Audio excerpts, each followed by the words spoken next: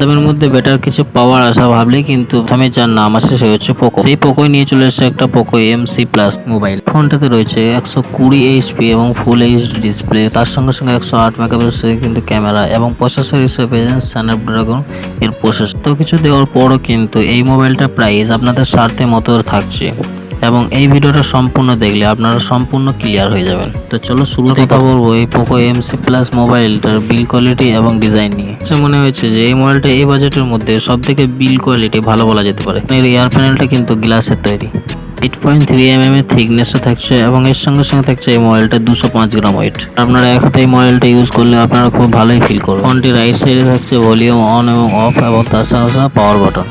এ রয়েছে microphone type C এবং একটি স্পিকার এবং অপর দিকে রয়েছে 3.5 mm এর একটা অডিও জ্যাক এবং তার সঙ্গে সঙ্গে মাইক্রোফোন। তাছাড়াও ফোনটাতে থাকছে IP53 সার্টিফিকেশন।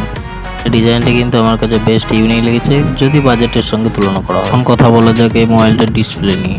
এই মোবাইলটা ডিসপ্লে পাচ্ছে 6.79 ইঞ্চি ফুল এইচডি ডিসপ্লে, যেটা ফুল এইচডি প্লাস রিসিউতে 120 GHz সাপোর্ট করে এবং 550 নিটস পিক ব্রাইটনেসও থাকছে এবং এটাতে কিন্তু প্রোটেকশন হিসেবে গোরিলা গ্লাস ব্যবহার করা হয়েছে এবং ইউটিউবে কিন্তু আপনার 1080 রিসিউতে কিন্তু ভিডিও দেখতে পাবেন। মোবাইলটা কেনার পেছনে মূলত প্রধান কারণ হচ্ছে এই পোকো মোবাইলের পারফরমেন্স। মোবাইলটিতে যে প্রসেসরটা ব্যবহার হয়েছে স্ন্যাপড্রাগন 4 Gen 2, এই মোবাইলটা প্রসেসর কিন্তু খুবই ভালো।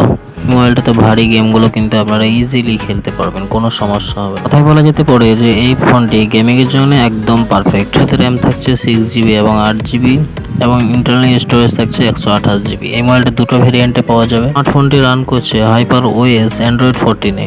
ফোনটাতে 2 বছরের মেজর অ্যান্ড্রয়েড আপডেট দেবে, তার মানে অ্যান্ড্রয়েড 15 এবং অ্যান্ড্রয়েড 16 আপডেট পাওয়া যাবে এবং 108 মেগাপিক্সেলের কিন্তু মেইন ক্যামেরা পেয়েছেন, তার সঙ্গে কিন্তু 2 মেগাপিক্সেলের কিন্তু ম্যাক্রো ক্যামেরাও পেয়েছেন। 108 মেগাপিক্সেল কিন্তু স্যামসাং আইওএস সেলে কিন্তু HM6 এর ক্যামেরা ব্যবহার করেছে এবং ফ্রন্ট ক্যামেরাতে থাকছে 13 মেগাপিক্সেলের কিন্তু ক্যামেরা। এটাতে কিন্তু ফটোর জন্য দিনের বেলাতে কিন্তু আপনি একটু ভালো ফিল নিতে পারেন, কিন্তু আপনি এটাতে ভিডিও শুট করতে পারবেন 1080p এবং 30 fps। এই ফোনটাকে ভিডিওর জন্য কিন্তু একদম ফালতু ফোন বলা যেতেই পারে। এটা রয়েছে 5030 mAh এর ব্যাটারি, তার সঙ্গে সঙ্গে পেয়ে যাচ্ছেন 30 ওয়াট একটা ফাস্ট চার্জার। এই ফোনটি কিন্তু দুটো ভেরিয়েন্টে পাওয়া যাচ্ছে, একটা 6GB এবং একটা 8GB। এই মোবাইলটির দামি কারোর জন্য 999 টাকা থাকছে।